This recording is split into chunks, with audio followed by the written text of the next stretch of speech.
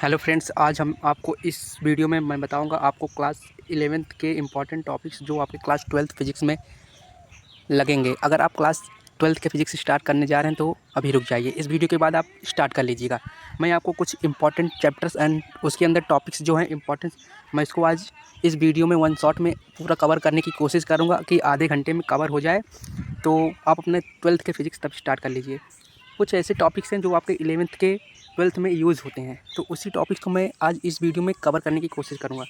पहला कुछ टॉपिक्स देख सकते हैं, बेसिक मैथ में 3 टॉपिक्स कवर करने हैं आपको, और दूसरा है वेक्टर, तीसरा काइनेमेटिक्स, पाँचवा वर्क एनर्जी एंड पावर, चौथा लॉस ऑफ मोशन, छठवां ग्रेविटेशनल और सातवां वेव्स। अगर आपको इस वीडियो के नोट्स, इस लेक्चर के नोट्स चाहिए तो हमारे टेलीग्राम चैनल को ज्वाइन कर लीजिए। तो चलिए वीडियो को चैप्टर को स्टार्ट करते हैं, इंपॉर्टेंट टॉपिक्स। तो देख सकते हैं बेसिक मैथमेटिक्स फॉर फिजिक्स। सबसे पहला चैप्टर आपको देखने को मिलेगा, before starting class 12 physics make sure you are strong in this topics. आपको ध्यान रखना है कि आप 12th के फिजिक्स स्टार्ट करने से पहले आपको इन टॉपिक्स में स्ट्रॉन्ग बनना पड़ेगा। कुछ अगर ऊपर से पढ़ लेते हैं तब भी आपको हो जाएगा। फर्स्ट है, देख सकते हैं बेसिक मैथमेटिक्स, पहला चैप्टर है डिफरेंशियल कैलकुलस। आपको बहुत इंपॉर्टेंट है, इसमें जो फार्मूलेस लगते हैं देख सकते हैं। फर्स्ट फार्मूला है कांस्टेंट रूल। अगर आप कांस्टेंट का किसी कांस्टेंट का डिफरेंशिएशन करते हैं तो 0 होता है, और अगर पावर रूल लगाते हैं तो अगर एन आगे आ जाएगा, एन -1 हो जाएगा, वहाँ एक माइनस हो जाएगा। थर्ड है, आपको अगर किसी कांस्टेंट के उसके बाद कांस्टेंट आगे करके उसको डिफरेंशिएट कर देंगे आप सिंपली। और सम रूल देख सकते हैं आप कुछ इस पर। इतना फार्मूला आपको याद रखना है क्लास 12th में जाने से पहले। मैं आपको ये सारे इंपॉर्टेंट टॉपिक्स बता दे रहा हूँ, आप एक बार इसके स्क्रीनशॉट लेके नोट्स आप रिवाइज कर लीजिएगा। आपको क्लास 12th में बहुत इंपॉर्टेंट ये है, देख सकते हैं बहुत इंपॉर्टेंट फार्मूला है कैलकुलस रूल। इसका फार्मूला याद करना है। बेसिकली फार्मूला आपको क्लास 12th में भी आएगा, बट यहाँ याद कर लेंगे थोड़ा जल्दी हो जाएगा। Constant rule, power rule, constant multiply rule, sum rule, और भी है सम रूल। फिर उसके बाद इसके फार्मूले कुछ यहाँ दिए गए हैं, आपको इसको लर्न करने हैं। इंपॉर्टेंट डेरिवेशन भी है, जैसे कि D sine X upon D X equal to cos होता है, कॉस एक्स का होता है, माइनस साइन एक्स होता है, टेन का होता है, सेक स्क्वायर एक्स होता है, और अगर ई की पावर एक्स करे तो ई की पावर एक्स ही होता है, अगर ln एक्स करे तो 1 अपॉन एक्स होता है। इसी का उल्टा सेम इंटीग्रेशन होता है। और इम्पॉर्टेंट इंटीग्रेशन देख सकते हैं, अगर यहाँ 1 है तो यहाँ एक्स हो जाएगा, एक्स प्लस सी। अगर एक्स है तो एक्स स्क्वायर अपॉन 2 पावर से डिवाइड कर देंगे, 1 अपॉन एक्स का ln मॉड एक्स हो जाएगा, ई की पावर एक्स का ई की पावर एक्स प्लस सी हो जाएगा, साइन एक्स का minus cos x plus C हो जाएगा, कॉस एक्स डी एक्स का हो जाएगा साइन एक्स प्लस सी हो जाएगा, sec square X D X का होगा 10x प्लस सी। अब आपको नोट पॉइंट एक याद रखना है कि c is the called the constant of integration. c यहाँ पे जो है कांस्टेंट दिया गया है, इसको कांस्टेंट मान के चलेंगे आप। ग्राफ्स भी याद रखने हैं 12th में जाने से पहले। देख सकते हैं स्ट्रेट लाइन ग्राफ्स इक्वेशन जो होता है y equal to mx plus C होता है, वेयर m स्लोप होता है, c y इंटरसेप्ट होता है। स्लोप आप कुछ इस प्रकार देख सकते हैं, यही स्लोप है, यहाँ थीटा है। सेकंड होता है parabola equation, y equal to X square होता है, इसका ग्राफ कुछ इस प्रकार होता है। प्रॉपर्टीज यू शेप कर्व होता है, symmetry about the y axis होता है, वर्टेक्स एट 0 0 होता है। थर्ड होता है hyperbola equation, X Y equal to C और y equal to 1 upon X. इसका कुछ ग्राफ इस प्रकार आप देख सकते हैं। प्रॉपर्टीज होता है, 2 सेपरेट ब्रांचेस होता है, never touch the X axis और Y axis are asymptote. Asymptote मतलब ये दोनों सेम होते हैं, इसी को बोलते हैं एसिम्प्टोट। अब एक बार इस चैप्टर का क्विक रिवीजन देख लेते हैं क्या क्या इंपॉर्टेंट है एक ही स्लाइड में। Differential calculus, power rule, product rule, quotient rule, chain rule, trigonometry derivatives, integral calculus, power rule, basic integral, constant of integration. Graphs देख लेते हैं, ग्राफ्स में क्या क्या important. Straight line graph, y equal to mx plus C, parabola y equal to X square, hyperbola y equal to 1 upon X. Tips for class 12 physics, most chapter are electrostatic, current, magneto, electromagnetic induction, AC, waves, modern, ये सब में important यही सब आएगा। अब बढ़ते हैं अपने अगले चैप्टर की तरफ। हमारा अगला टॉपिक है मतलब चैप्टर वेक्टर। वेक्टर बहुत इंपॉर्टेंट है, आप जब क्लास 12th में जाएंगे तो वेक्टर से बहुत इंपॉर्टेंट क्वेश्चन हर एक चैप्टर में यूज़ होता है। तो चलिए देखते हैं वेक्टर एडिशन पहले देख लेते हैं। टू इंपॉर्टेंट लॉ होते हैं इस वेक्टर में। ट्रायंगल लॉ होता है, जैसे कि आप देख सकते हैं magnitude of resultant R equal to A square plus B square plus 2 AB cos theta. तो यहाँ ए बी कॉस थीटा देख सकते हैं, एक वेक्टर है और इसका जो रिजल्टेंट होता है दोनों का इक्वल होता है, R equal to A plus B. ये तो कुछ लिखा है, आप पढ़ लीजिएगा स्क्रीनशॉट लेके। अब मैं आगे बढ़ते हैं। इसका जो सेकंड टाइप्स है पैरेललोग्राम लॉ, ये कुछ लिखा है देख लीजिए, मैं आपको इंपॉर्टेंट बता दूँ। एक वेक्टर है, अगर एक वेक्टर ऐसा रहेगा तो इसका जो अगर पैरेललोग्राम बनाएंगे तो जो ज्वाइन होगा R equal to A plus B, magnitude resulted, इसका भी वही फॉर्मूला है, square plus B square plus 2 AB cos theta. Direction of R with A, tan theta B sine theta, देख सकते हैं यहाँ ये होगा B sine theta upon A plus B cos theta, A plus B cos theta, where theta angle between R and A, R और A के बीच का angle होगा। तो आशा करता हूँ आपको ये टॉपिक समझ में आया होगा। यहाँ थीटा सेम डायरेक्शन होगा अगर जीरो होगा, या अगर थीटा 180 डिग्री होता है तो अपोजिट डायरेक्शन होगा। R equal to A plus B, R equal to A minus B. अब देख लेते हैं दूसरा वेक्टर रिसोल्यूशन, मतलब कंपोनेंट निकालना। Any vector A magnitude A making an angle theta with the positive axis can be resolved into two rectangular component. मतलब अगर एक वेक्टर है उसका दो कंपोनेंट होगा, जैसे कि A cos theta A sine theta. Component A का देख सकते हैं अलॉन्ग एक्स एक्सिस हॉरिजॉन्टल होता है, ए एक्स के अलॉन्ग ए कॉस थीटा होता है, अलॉन्ग वाई एक्सिस के वर्टिकल के along A Y A sine theta होता है। अब देख लेते हैं कुछ की पॉइंट्स जो आपको इंपॉर्टेंट याद रखना है। की पॉइंट्स है, if theta measure from x x plus x axis, A x होता है ए कॉस थीटा, अगर ए वाई होगा ए वाई के अलॉन्ग होगा तो ए साइन थीटा होगा। Magnitude of vector from component A equal to A square plus A square, मतलब यहाँ एक्स यहाँ वाई, इसको अंडर रूट में रख देंगे। Direction of vector from component tan theta, इसको डिवाइड कर देंगे ए वाई को ए एक्स को, तो हमारा मतलब tan थीटा निकल जाएगा। स्पेशल केस देख लेते हैं। स्पेशल केस कुछ इस प्रकार है, थीटा जीरो रहेगा तो A X equal to A होगा, थीटा 90 रहेगा A X, theta X 180, theta 270 के लिए ए एक्स इतना रहेगा, ए रहेगा A X zero, A X minus A X zero, A Y zero, A Y A, जैसे along positive X axis, along positive Y axis, along negative X axis, along negative Y axis. तो अब इसको समझ में आ गया तो आगे बढ़ते हैं। अब तीसरा इंपॉर्टेंट पॉइंट है डॉट प्रोडक्ट और क्रॉस प्रोडक्ट। दोनों आपको मतलब समझना है, दोनों टॉपिक्स को अच्छे से। फिर देखते हैं डॉट प्रोडक्ट, ये स्केलर क्वांटिटी होता है, क्रॉस प्रोडक्ट वेक्टर प्रोडक्ट होता है। The dot product of two vector resulted in a scalar quantity A dot B equal to A B cos theta, where theta angle between A and B. Theta जो होता है ए और B के बीच का angle होता है। अब इसका प्रॉपर्टीज़ कुछ है, A dot B equal to B dot A community law को फॉलो करता है, और A dot B equal to A B cos theta भी लिख सकते हैं। A dot A equal to A square भी होता है। ए डॉट अगर जीरो से करेंगे तो जीरो ही होगा। ये vector are perpendicular theta equal to 90 degree, then A dot B equal to zero होगा। ये vector are parallel theta zero अगर रहेगा तो then A dot B equal to A B होगा। ये वेक्टर आर एंटी पैरेलल, जैसे एक vector इधर है और एक वेक्टर इधर है तो वहाँ माइनस में लग जाएगा, माइनस ए बी। तो एप्लीकेशन देख लेते हैं इसका। Work done F dot S, मतलब एफ एस कॉस थीटा का projection of A on B, जैसे प्रोजेक्शन ऑन ए बी पे इसका प्रोजेक्शन आएगा। A along B, A dot B upon B, मतलब ए के ऊपर बी अगर रहेगा, जैसे ए और बी उसके नीचे तब बी से डिवाइड कर देंगे, ए कॉस थीटा हो जाएगा। और एप्लीकेशन है area of parallelogram A into B, A cross B होगा। Area of triangle half A into B होगा। Torque moment R equal to, आप देख सकते हैं क्रॉस प्रोडक्ट, एक इस वेक्टर को प्रोडक्ट होता है। The cross product of two vectors resulted in quantity A and cross B direction perpendicular to the plane of A and B. A cross B A B sine theta direction given by right hand thumb rule. Properties इसका कुछ देख सकते हैं इस प्रकार है, आप इसको राइट हैंड थंब रूल से निकाल सकते हैं। कुछ इस प्रकार से फिगर में आप देख सकते हैं। ए क्रॉस बी होगा माइनस बी, इसका उल्टा हो जाएगा एंटी कम्युनिटी। आप इसको एक बार देख लीजिएगा और राइट हैंड थंब रूल आप एक बार समझ लीजिएगा अच्छे से अपने प्रैक्टिकल से करके। Point finger of from A to B in the direction of curve the thumbs gives in direction of A B. शायद आपको समझ में आ गया। अब आगे बढ़ते हैं। देख सकते हैं कुछ क्यूक रिवीजन आपको दे देते हैं। क्यूक रिवीजन एक ही स्लाइड में सब। वेक्टर एडिशन में आप रिजल्टेंट, डायरेक्शन, स्पेशल केस, ये तीनों याद कर सकते हैं 12th में स्टार्ट करने से पहले। वेक्टर रिसोल्यूशन ए एक्स रिसोल्यूशन भी देख सकते हैं, डॉट एंड क्रॉस प्रोडक्ट भी देख सकते हैं। A dot B A B cos theta scalar होता है, A cross B A B sine theta vector होता है, direction of A and B right hand thumb rule होता है। सब 12th में इंपॉर्टेंट यूज होंगे।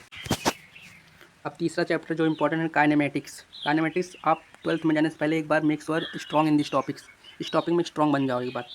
फर्स्ट है equation of motion for a body moving with uniform acceleration as along an straight line. जैसे कि एक बॉडी स्ट्रेट लाइन में मूव करता है, उसका मतलब आप स्पीड निकालना, वेलोसिटी निकालना, इनिशियल वेलोसिटी, फाइनल वेलोसिटी निकालना सीख जाइए। आप देख रहे हैं 3 इक्वेशन ऑफ मोशन आपको याद होना चाहिए और समझ लीजिए 3 इक्वेशन ऑफ मोशन क्या होता है। V equal to T plus half V equal U plus A T first equation है।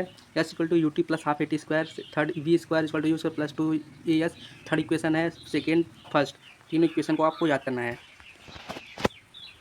इसमें जो वेयर यू होता है इनिशियल वेलोसिटी होता है, वी होता है फाइनल वेलोसिटी होता है, ए होता है एक्सीलरेशन होता है, टी होता है टाइम होता है, एस होता है डिस्प्लेसमेंट होता है। स्पेशल केस देख लेते हैं। इफ़ ए जीरो होगा तो no acceleration, V equal to V U constant, S equal to U T हो जाएगा। इफ़ यू जीरो होगा तो state form rest, V equal to A T, S equal to half A T square, V square equal to 2 A S. Special case है। Relative velocity The velocity of an object as observer from an object is called relative velocity. If A moves with velocity va and v with velocity vb, then the velocity of relative to be vab. velocity of A respect to B va minus vb important है, इसको आप learn कर सकते हैं, मतलब समझ सकते हैं, याद कर सकते हैं. Explanation. Subtract the velocity of the observer from the velocity of the object. Result in the vector quantities has magnitude and direction. आप कुछ एग्जांपल देख सकते हैं. Case 1 same direction. अगर एक कार इसी डायरेक्शन में जा रहा होगा तो बी भी इसी में अगर जा रहा होगा तो दोनों मतलब सब्ट्रैक्ट करेंगे. और सेकंड केस है अपोजिट डायरेक्शन, एक इधर जा रहा है एक इधर जा रहा है तो सेकंड मतलब प्लस हो जाएगा, यहाँ माइनस होगा. और अगर वी बी से ग्रेटर ए से ग्रेटर होगा तो direction as a same B, तो V B minus V A हो जाएगा. टोटल केस एनी एंगल, अगर किसी एंगल पर जा रहा होगा तो V A respect to V velocity होगा V A minus V B magnitude. Magnitude and direction found by vector and subtract. अब यहाँ देखते हैं ग्राफ्स देख लेते हैं कुछ. V T graph, S T graph, A T graph. आपको तीनों ग्राफ के स्लोप्स कर्व सब देख लीजिए कैसा ग्राफ है, आपको इंपॉर्टेंट है. Important points all three question are equally important. Use V equal to U plus A T when time T is given. Use S equal to T plus half A T square when displacement S is given. Use V square equal to U plus two A S when time T is given. और common situation, man in boat in flowing river. और second, rain falling from a moving train, aircraft in wind. Velocity of man with respect to land, V man respect to rain. तो यहाँ देख सकते हैं formula इसका कुछ इस प्रकार है और इसका फॉर्मूला तीनों फॉर्मूला आपको लर्न करना चाहिए. अब एक बार क्विक रिवीजन देख लेते हैं, क्विक रिवाइज कर लेते हैं कि कितने कौन कौन से टॉपिक्स हमें इंपॉर्टेंट करना है. Strong equation of motion, V equal to U plus half A T, S equal to U T plus half A T square, V equal to U square plus two A S. Use correct equation as per given data. Remember graphs V T straight line, S T parabola, A T horizontal line. Second, relative velocity. आपको सारे उसके terms important definition formulas याद करने हैं क्योंकि 12th में important topics में लगेंगे. अब चौथा चैप्टर हमारा है लॉस ऑफ मोशन, गति के नियम. बिफोर स्टार्टिंग क्लास 12th इस चैप्टर के इतने टॉपिक्स आपको स्ट्रॉन्ग बनाना ही बनाना है. फ्री बॉडी डायग्राम या वीडी. A free body diagram is sketch of a body isolated from a surrounding showing all the forces acting on it. जैसे फॉर एग्जांपल एक ऑब्जेक्ट यहाँ है, इस पर हम एक फोर्स यहाँ लगाते हैं, एक फोर्स यहाँ दिखा देते हैं, जैसे ये mg हो जाएगा फोर्स, फिर यहाँ नॉर्मल. इस प्रकार से हमें करना है. अब देखते हैं step to draw isolated. Step to draw देख लेते हैं F B D. Isolated the body, separate it from surrounding, so only real force acting on the body. Third, replace support contact by their reaction force. Fourth, so choose convenient axis, usually x and y, so each force with correct direction and label. अब rules देख लेते हैं. So only external force, internal force are not shown. Weight mg, friction force दिखाना है, tension force उसमें दिखाना है, string है या रॉप है उसमें. फॉर एग्जांपल यहाँ आप देख सकते हैं एफ बी डी बना है, कुछ मैंने बना के लाया है कुछ एफ बी डी. सेकेंड है block on horizontal surface, normal force लग रहा है, यहाँ फ्रिक्शन लग रहा है, यहाँ mg लग रहा है, इसको अपोज करने वाला फोर्स लग रहा है, या नॉर्मल या फ्रिक्शन है. ब्लॉक ऑन इंक्लाइंड प्लेन है, Y X F mg force लग रहा है, resolve mg along plane, mg sine theta, mg cos theta. Third, block hanging from string है, देख सकते हैं mg लग रहा है, इसमें टेंशन फोर्स लग रहा है. आपको इस प्रकार से बनाना सीखना पड़ेगा. अब देख लेते हैं second, tension and normal force. Tension क्या होता है? तनाव बल. Tension is the pulling force transmitted through a string rope when it sketches it always act along the string and away from the body. Example देखते हैं. Single string में mg नीचे लगेगा, टेंशन ऊपर. और अगर टू स्ट्रिंग रहेगा तो यहाँ टेंशन 2 टेंशन 1, mg नीचे लगेगा, यहाँ थीटा 1 थीटा 2. इस पर बहुत इंपॉर्टेंट क्वेश्चन आते हैं. एट एंगल, किसी भी एंगल पे अगर लगेगा तो उस पर रिसॉल्व करेंगे, mg cos theta, mg T sine theta, T cos theta में रिजॉल्व करेंगे दो फोर्स. अब भी देख लेते हैं नॉर्मल फोर्स क्या होता है. Normal force is the reaction exerted by the surface on the body contact with it is always perpendicular normal to surface. Example देख सकते हैं. नॉर्मल लग रहा है, mg लग रहा है, किसी सरफेस पे ब्लॉक रखा है, mg नॉर्मल ऊपर. नॉर्मल हमेशा ऊपर की साइड लगेगा ऑब्जेक्ट के, इतना ध्यान रखना है. Key points, normal force is perpendicular to the surface, वही मैंने बताया. It is not always equal to mg expect on the horizontal surface. If no contact then normal force 0. अब तीसरा देख लेते हैं फ्रिक्शन क्या होता है. What is friction. आपको ये भी देखना है कि व्हाट इज़ फ्रिक्शन क्या होता है. टाइप्स ऑफ फ्रिक्शन को भी एक बार आप देख सकते हैं. Statics, kinetics, rolling friction. B, direction of friction. C होता है, सी आपको एक याद रखना है, मैग्नीट्यूड ऑफ फ्रिक्शन. स्टैटिक का क्या मैग्नीट्यूड होता है, काइनेटिक्स, ये फार्मूलाज देख ले. फ्रिक्शन म्यू होता है, डायमेंशन इक्वालिटी, डायमेंशनलेस क्वांटिटी होता है, depend on the nature of surface, always mu S greater than mu K. Friction in on incline plane. Important points, friction does not negative और friction convert mechanical energy into heat. Friction कुछ important देख सकते हैं, examples बहुत अच्छे हैं, walking की, car breaks, writing, और इसको रिसॉल्व करना भी आपको आना चाहिए। और सरफेस के देख सकते हैं कुछ, ये ज़्यादा इंपॉर्टेंट नहीं, इसको थोड़ा ग्राफ टेबल को नहीं याद कर सकते हैं। Free body diagram. और अब क्यों रिवाइज कर लेते हैं कि कौन कौन सा टॉपिक ज़्यादा इंपॉर्टेंट है। F B D isolated the body, shows the external force, choose axes and level forces, weight allow always एक downward, tension and normal, tension normal force ज़्यादा इंपॉर्टेंट है, फ्रिक्शन, तीन चीज़ ज़्यादा इंपॉर्टेंट है। Work, energy and power. इसमें पहला work को समझ लेते हैं, क्या वर्क होता है। Work is said to be done when forces cause displacement of body, मतलब एक बॉडी यहाँ से मूव करता है, फोर्स इस पर लगता है थीटा, या डिस्प्लेसमेंट वर्क होता है, या फेस कॉस थीटा। वेयर या फिस फोर्स या डिस्प्लेसमेंट थीटा साइकिल, आपको वर्क भी समझना है। सेकंड होता है एनर्जी, सेकंड एनर्जी भी आपको समझना पड़ेगा अच्छे से, 12th स्टार्ट करने से पहले। स्पेशल केस आपका कुछ इस प्रकार है, देख सकते हैं आप। अगर थीटा 0 रहेगा तो फोर्स डायरेक्शन ऑफ डिस्प्लेसमेंट होगा, work equal to F S, theta 90 होगा, फोर्स परपेंडिकुलर टू डिस्प्लेसमेंट होगा, थीटा 180 होगा तो इतना, और अगर माइनस नेगेटिव वर्क हो जाएगा। यह SI यूनिट होता है वर्क का, joule, newton metre. Second energy, energy is the capacity to do work. Types of mechanical energy, kinetic energy, potential energy. Potential energy की में आते हैं gravitational potential energy, elastic potential energy. इसके फॉर्मूले आपको देखना है। mgh U equal to half kx square, k equal to half mv square. यहाँ यह मास है, v स्पीड है, यूनिट इसका होता है joule, SI unit of energy joule. Important points, energy is scalar quantity, energy can neither be created nor be destroy and transform from one form to another. 1 joule equal to 1 newton metre, 1 kg metre square पर second square. तो आगे बढ़ते हैं। Work energy theorem आपको बहुत important है। Work energy theorem कहीं बहुत हर जगह यूज होता है। The net work done by the all forces body is equal to the change in kinetic energy. Kinetic energy का फॉर्मूला होता है change in kinetic energy, final kinetic energy minus initial kinetic energy. यहाँ delta K का मतलब होता है change in kinetic energy, final की kinetic energy minus initial kinetic energy. कुछ टर्म्स आपको याद रखने हैं, एप्लीकेशन नोट्स कर लीजिए इसको। Example, constant force on a body, variable force, work done by weight. देख सकते हैं कुछ इस प्रकार आपको, ये भी 1 2 3। When no work is done, force 0 होगा, डिस्प्लेसमेंट 0 होगा, force is perpendicular to displacement, theta equal to 90 degree. तीनों एग्जाम्पल्स को आपको स्क्रीनशॉट ले लीजिए। ऑफ एनर्जी, ऊर्जा कंजर्वेशन ऑफ एनर्जी देख लीजिए। स्टेटमेंट आप इसका याद रख लीजिए, मैथमेटिकल फार्मूला। फिर यहाँ velocity fall, vertical fall, neglecting air resistance. आपको इस एक टर्म 2 3 इसको समझ लेना है अच्छे से, वरना वीडियो लंबी हो जाएगी। मैं आगे बढ़ता हूँ पावर पे। डिफिनेशन पावर का क्या था, power is the rate of doing of work और rate transfer of energy. Formula होता है P equal to W upon T. Instantaneous power क्या होता है, P dW upon dt equal to F dot V। Unit होता है watt, joule per second, kilo watt.